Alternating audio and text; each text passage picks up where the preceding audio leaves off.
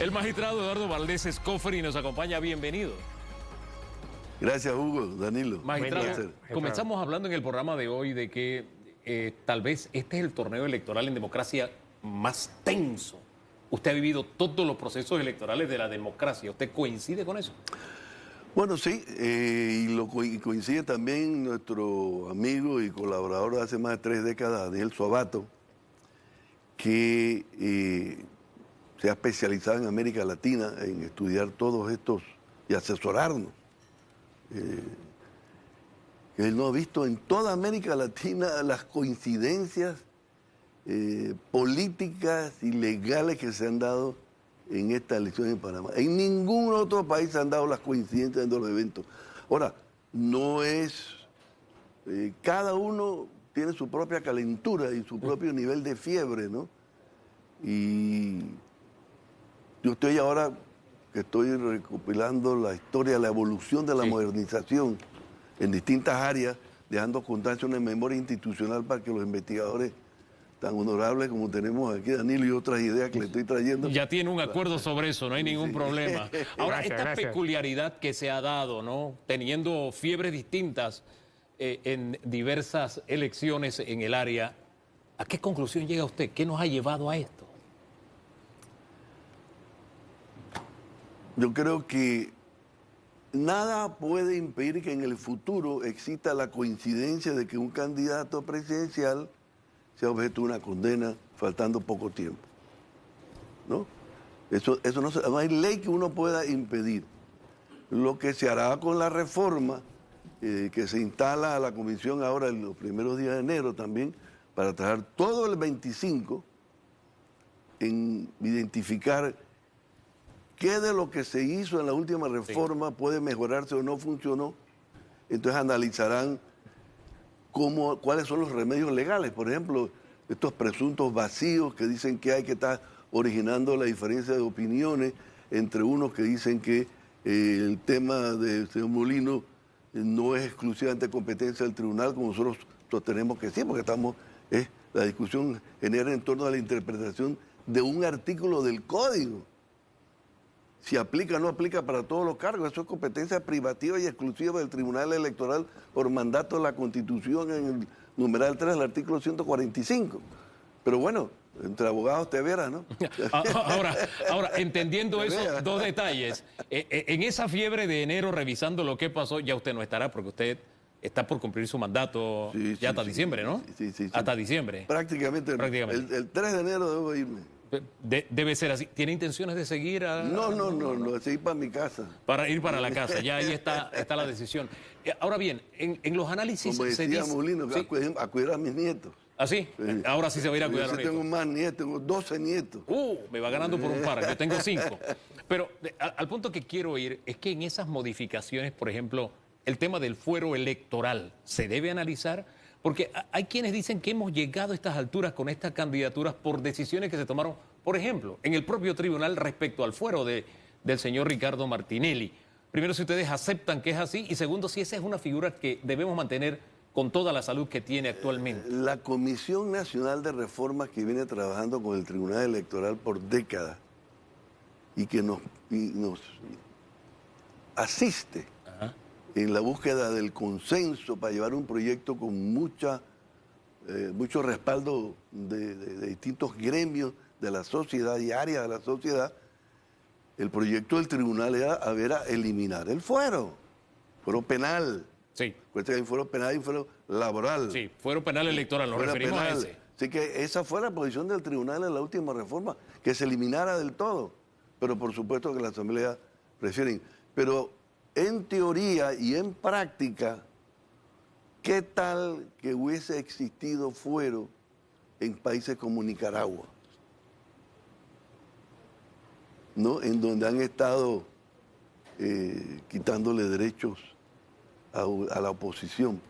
Ahora, es un tema a analizar. Así que, es un tema a analizar. No serviría esa medida, pero obviamente un Estado que controla no lo tendría. Sí. Así que ya se vuelve irrelevante la discusión. Es un tema a analizar y en detalles, y de pronto tenerlo para las elecciones generales, pero no para las elecciones de, qué sé yo, de una secretaría de un partido, Porque le hablaba de la responsabilidad. Algunos analistas dicen, hombre, hemos llegado a estos niveles porque el tribunal le dio fuero penal electoral al señor Martinelli. Por eso se extendió tanto el proceso New Business. ¿Ustedes aceptan que hay algo de responsabilidad del tribunal electoral de que hayamos llegado a estos escenarios o no? Bueno, yo salvé mi voto en ese caso, de que yo no tengo responsabilidad alguna por ahí. Yo estaba de acuerdo que había que levantárselo, ¿no?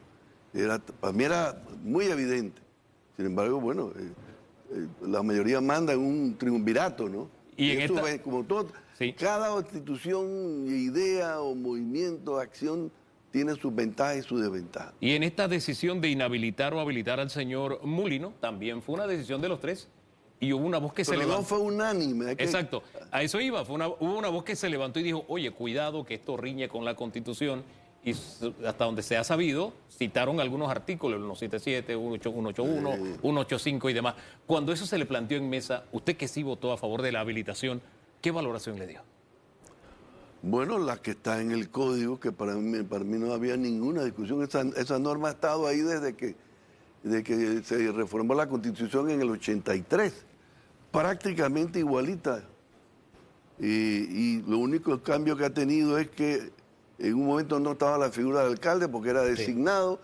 Después se incluyó y después donde decía legislador se puso diputado. Pero la interpretación siempre es que eso se aplica a todos los cargos. Usted sigue manteniendo esa misma tesis. Bueno, Lo sí. que aplica para suplente aplica para un vicepresidente. Dice usted. Ahí por ahí se han circulado un trabajo de un jurista muy distinguido, sí. El doctor José Jesús Orozco, que fue miembro de la Comisión Interamericana de Derechos Humanos, donde él respalda totalmente la decisión del tribunal cumpliendo con los más altos estándares en materia de las convenciones de derechos humanos, ¿no? Y que no solamente es legal, sino que es absolutamente constitucional y a nivel de la convencionalidad, que va más arriba de las constituciones. Ahora bien, la decisión en Corte Suprema de Justicia, el magistrado oponente les eleva un cuestionamiento, ustedes le responden inmediatamente y ustedes dicen, esto no fue una decisión unilateral, sino fue una decisión legal, para que explique el fundamento. Bueno, en el mismo acuerdo 11-1, se planteó las dos tesis que se estaban discutiendo, ¿no? Y se dijo, bueno, y era exclusivamente un tema legal. El artículo 362, reglamentado por el decreto 29 del 22, en su artículo 91, que dice que si un ciudadano reconocido como candidato pierde su condición de tal por cualquier causa, si se trata de un candidato principal, su suplente asumirá su posición. Y eso se aplica para todos los cargos. La ley no distingue. Así que ese escenario estaba previsto en el Código Electoral y ha estado previsto desde la reforma del 83 para acá. Así que para nosotros no había nada que discutir. Eso es así. Y es por mandato de ley, por ministerio de la ley. Ese escenario está previsto en la Constitución, en el Código. Ahora bien, la decisión de la Corte Suprema de Justicia de inhabilitar, que es un escenario que se puede dar, o de sostener la decisión que tomó el Tribunal Electoral, ¿cuándo cree usted que debería darse para bajar este nivel de estrés?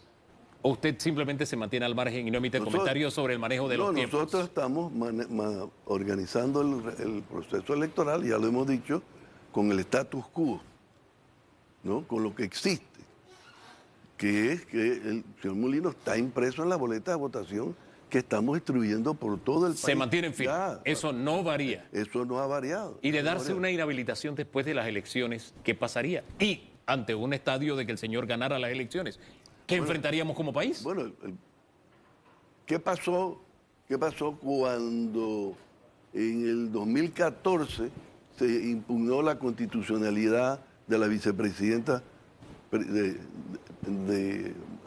precisamente de Mimito Arias? Así es. La decisión fue a posteriori, pero el señor Arias no ganó. Y si se da el estadio de que gane y se le inhabilita, pero ¿a qué nos enfrentaríamos? El Código Judicial dice que los fallos de la Corte no tienen efectos retroactivos. Pero son dos eventos que permiten que se ejerza el poder. y aquí voy a preguntar con toda la valentía que da la ignorancia. Esa me encanta, me la voy a copiar. Me la voy a copiar. Sí. Porque eso lo hago cada rato. Ok.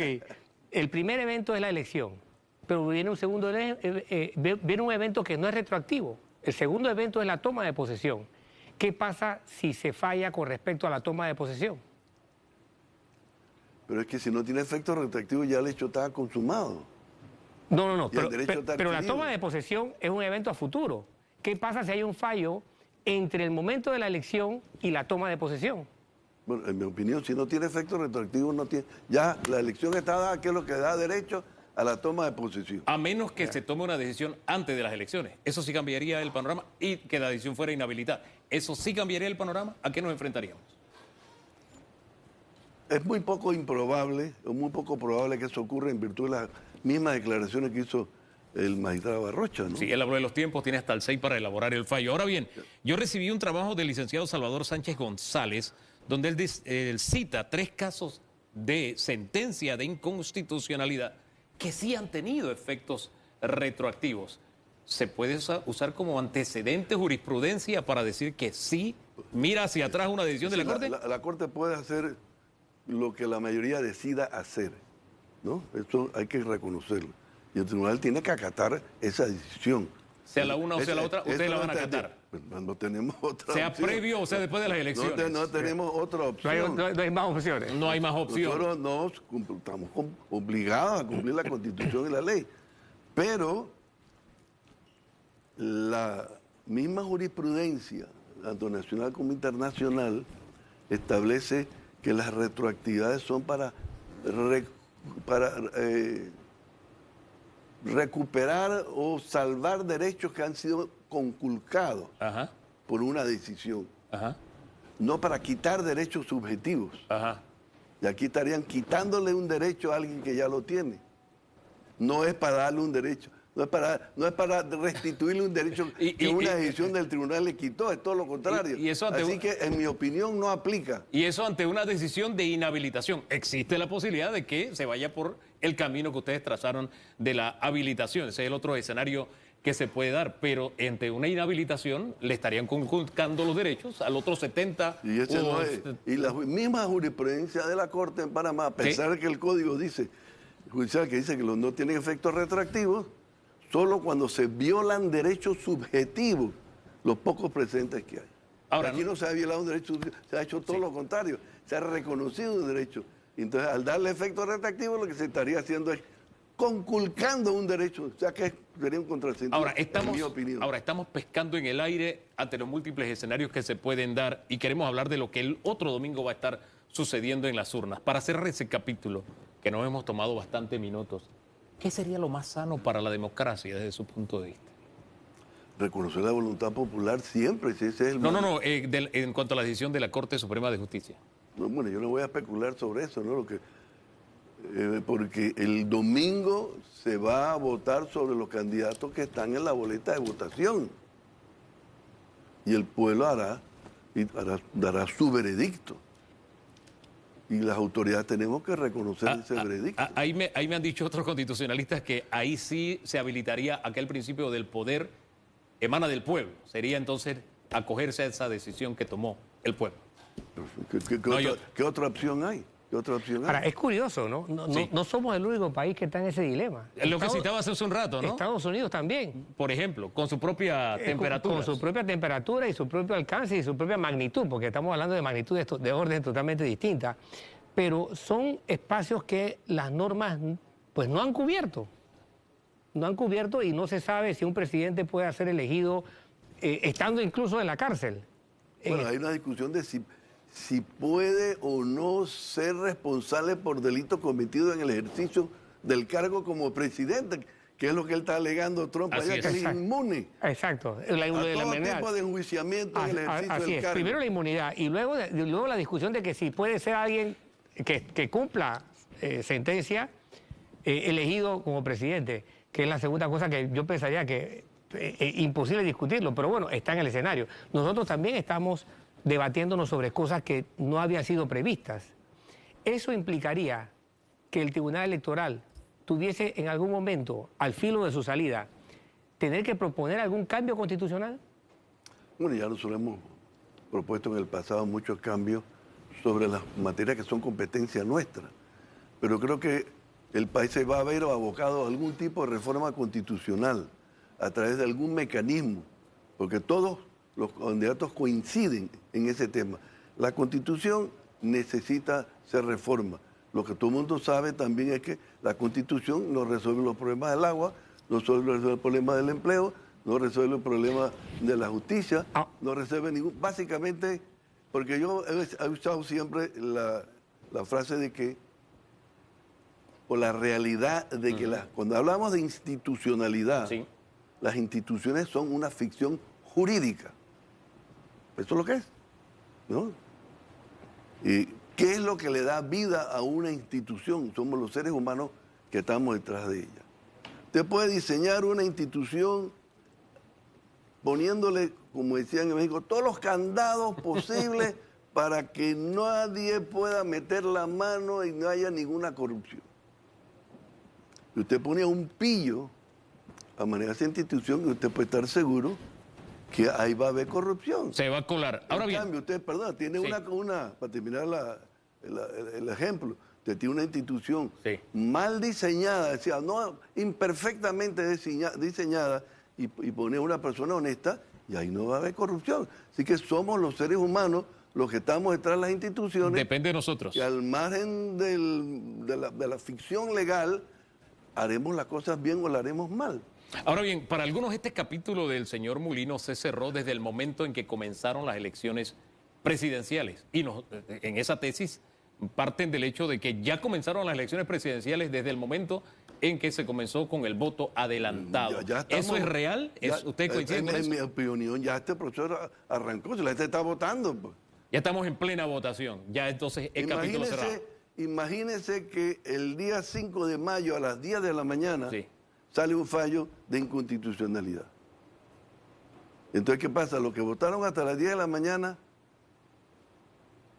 tienen voto válido y los que votan de ahí para adelante no.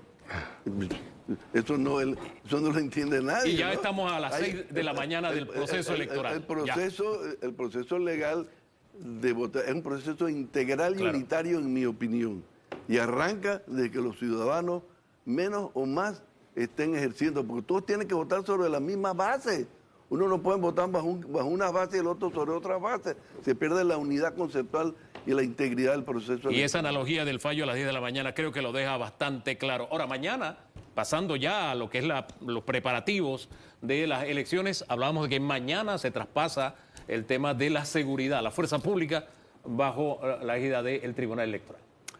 Esa idea la trajimos de Costa Rica, así como los delegados electorales. Pocos países la tienen y da mucha tranquilidad, ha dado la historia que ha existido en la vía republicana nuestra, en donde los gobiernos de turno con la policía se encargaban de hacer lo que le daba la gana. Pues ahora no, ahora estando la fuerza pública, todos sus componentes, Senafrón, Senan y la policía, a órdenes del Tribunal Electoral, saben en materia electoral, no de seguridad nacional. Hay que hacer esa diferenciación ¿Sí? en materia electoral. Si hay una contradicción entre una orden emitida entre un alcalde a nivel local o un ministro, el mismo presidente, en materia electoral, la policía sabe que tiene que hacerle caso a la autoridad electoral, sin ninguna duda. Es más, el tema de los delegados se protegen porque cuando dan una orden de arresto, que pueden dar una orden de arresto, ellos andan con una libretita, ¿no? Y el policía nada más cumple la instrucción del delegado electoral. Oye, ese detalle se nos quedó con los delegados Con los a propósito, delegados, así don es. Danilo. Así es. Tienen pues. mucho poder y lo administran muy responsablemente. Amables componedores, pero con poder, Pero tienen poder. de decisión. Don Danilo. Y el poder está fundamentado en una norma específica. Claro, cómo no. Bien, bueno, es Al interesante. principio era muy difícil explicar la introducción porque Costa Rica y Panamá son los únicos países que tenemos en América Latina o en el mundo una figura de voluntarios con el poder que tienen. Y ha sido tan aceptado en Panamá que los partidos políticos y candidatos no hacen ninguna actividad, sino están los delegados ahí protegiéndolos. Sí, de eso conversamos hace un ratito, don Así es. Danilo. Magistrado, dijo usted que estaba haciendo algunas cosas interesantes desde el punto de vista investigativo y a mí no me cabe la menor duda que alguien como usted, alguien como usted lo está haciendo. Bien, Yo entiendo que la tendencia histórica de la no participación, de la no asistencia a elecciones, ha estado alrededor de los 20 y tantos % en el electorado panameño. 25% ha sido una tendencia histórica. Y podría decirse que puede ser una falla la proporción de eso, pero cuando uno la compara en América Latina, uno se da cuenta que hay países que cuentan con eligen presidente con 40 y tantos %. Aquí al lado, Colombia ha elegido presidente con menos de 45% de votantes. Entonces, mi pregunta va orientada al hecho de que si ese indicador ha variado por algo históricamente en Panamá, si ustedes han podido identificarlo, ¿y qué esperarían ustedes de este proceso electoral con respecto a la asistencia de urnas? ¿Que se repita lo histórico? ¿Hay la suficiente expectativa o la suficiente ansiedad como para que varíe, aumente? ¿O hay algún indicador de que no? Este cuadro, no sé dónde está, cuál que cámara. Acá la cámara, acá al frente. La cámara. Sí. Esta gráfica recoge 3 líneas.